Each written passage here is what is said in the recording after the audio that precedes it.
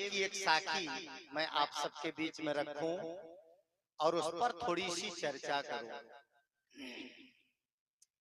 सदगुरु कबीर देव ने कहा है कि मानुष तेरा गुण बड़ा, मानस न आवे काज, हाड़ न होते आभरण, त्वचा न बाजन बाज। इस बात को आप स्मरण करें, मनुष्य और पशु में केवल गुणों का ही अंतर है, सद्गुणों का ही अंतर है। मनुष्य और पशु में क्या अंतर है? पशु और मनुष्य के बीच में क्या विभिन्नताएं हैं? हम अगर मनुष्य हैं तो कौन सा ऐसा काम हमारे जीवन में अतिरिक्त है जिसके नाते हमारा सम्मान होना चाहिए? मानुष तेरा गुण बड़ा, मांस न आवे काज, हाड़ न होते आभरण, त्वचा न बाजन बाज। आप बताइए इस बात को कि मनुष्य का जीवन अगर सद्गुणों से परिपूर्ण नहीं है तो खाना, कमाना, बाल बच्चों को जन्म देना, सोना, जागना और अपना घर बना लेना, इतना काम तो पशु पक्षी भी कर लेते हैं। हमारी क्या विशेषता है? याद रखिए, यह सत्संग का आयोजन मनुष्य के लिए हुआ है, किसी पशु के लिए नहीं हुआ। यह ज्ञान की चर्चा मनुष्य के लिए है, पशु के लिए नहीं है। यह भजन और प्रवचन मनुष्य के लिए है, किसी पशु के लिए नहीं है। और इस मनुष्य जीवन को संवारने के लिए 16 तरह के संस्कारों की चर्चा है, 16 तरह के संस्कारों का वर्णन है। यह संस्कार किसके लिए? आपने कभी सुना है कि किसी कुत्ते के बच्चे का मुंडन हो रहा है? सुना है? किसी गाय के बच्चे का मुंडन हो रहा है? सुना है? आपने कभी सुना है किसी बैल का आज पानी ग्रहण संस्कार है? सुना है? आपने कभी सुना है कि आज उस बिल्ली के बच्चे की छठी है, चलो सब लोग भोज खाने? सुना है? ये सारे संस्कार किसके लिए है? ये सारे संस्कार मनुष्य के लिए है और मनुष्य को गुणवान बनाने के लिए 16 संस्कारों की चर्चा। कितने संस्कार? 16। सुना है आप लोगों ने?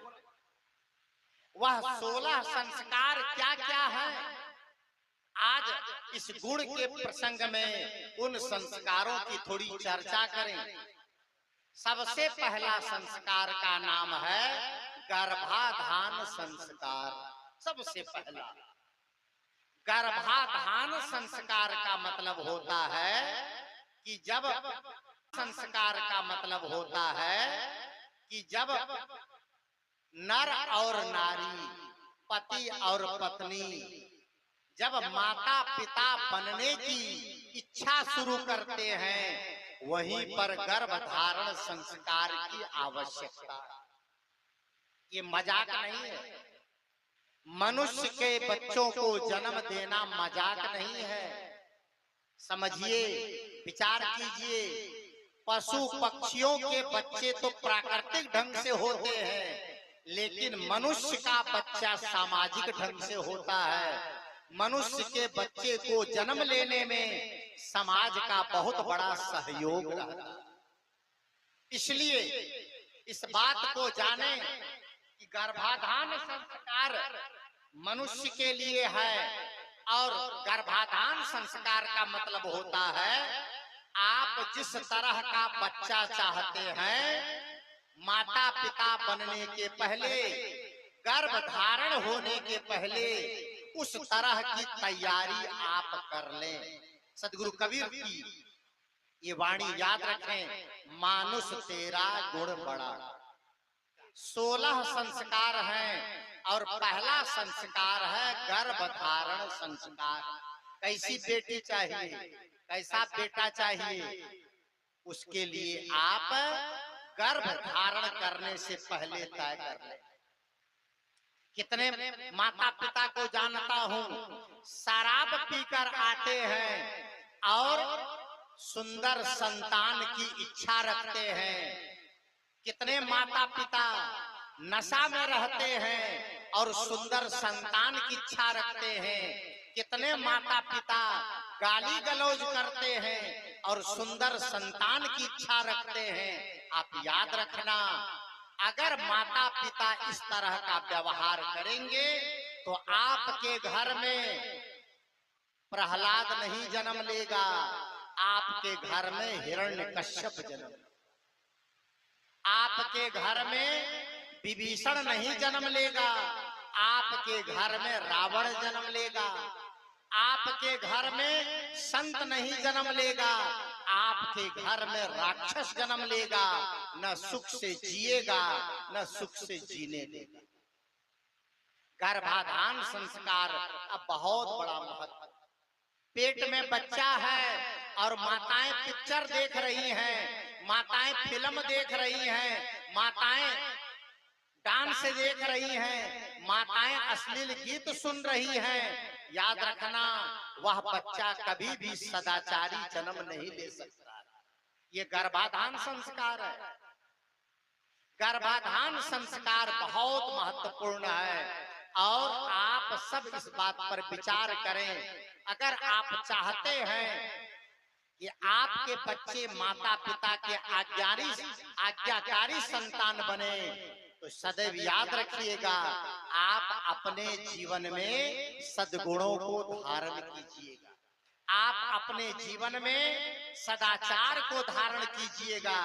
आप अपने कितने लोगों को मैं देखता हूँ, बाप खैनी खाते हैं और बेटा भी चोरी से खैनी खाने लगा। बाप रोक पाएगा? रोक लेगा बाप उसको? बाप शराब पीते हैं और बेटा भी चोरी चोरी पीने लग गया, बाप रोक लेगा उसे? आप अपने जीवन को सदाचारी बनाएंगे तो आपकी पीढ़ी अपने आप सदाचारी बनेगी, इसमें कोई शंका और संदेह नहीं। ये गर्भाधान संस्कार है। कितने घरों में मैं देखता हूं कि संतान के लिए बड़ी बड़ी कामना करते हैं, लेकिन एक निवेदन मैं इस मंच से कर दूं, चाहे आपके घर में बेटा जन्म ले और चाहे बेटी जन्म ले, बेटा और बेटी दोनों में आप भेदभाव न करें।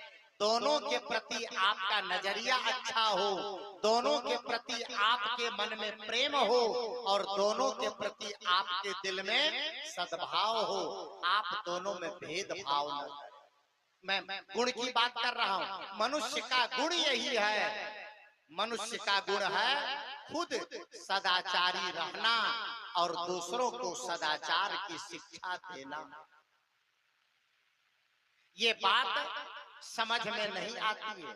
याद रखिए, ये जीवन 4 दिनों का है।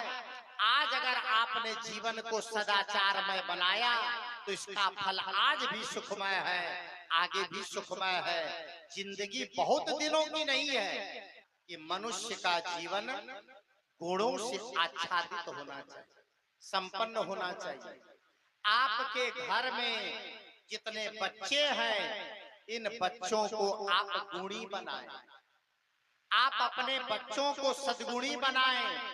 आपके घर में बेटियां हैं तो बेटियों का गुण सिखाएं, बेटा है तो बेटों को गुण सिखाएं। आज बड़ी समस्या है कि बेटा और बेटी को कितने माता पिता सत्संग में नहीं ले जाते। अपने बच्चों को कितने माता पिता सत्संग में नहीं जाने देते हैं, इस डर से कि बेटा बेटी सत्संग में चले जाएंगे तो क्या पता उसका मन बदल जाएगा और कहीं ये घर छोड़कर सत्संगी न बन जाए। याद रखिए, अगर आपके बच्चे सत्संग में जाएंगे, अगर आपके बच्चे संतों के पास जाएंगे, अगर आपके बच्चे सत्संग की इस सभा में जाएंगे, तो संत बच्चों को बताएंगे, बेटा मातृदेवो भवः, पितृदेवो भवः, आचार्य देवो भवः, अतिथि देवो भवः। ये कौन सिखाएगा? ये संत सिखाएंगे, ये गुरुजन सिखाएंगे, ये आपको महापुरुष सिखाएंगे। यही है संस्कार। संस्कारों का मतलब होता है अपने जीवन को परिष्कृत कर लेना। संस्कार का मतलब होता है अपने जीवन को शुद्ध कर लेना, अपने जीवन को ऊपर उठा लेना। ये संस्कार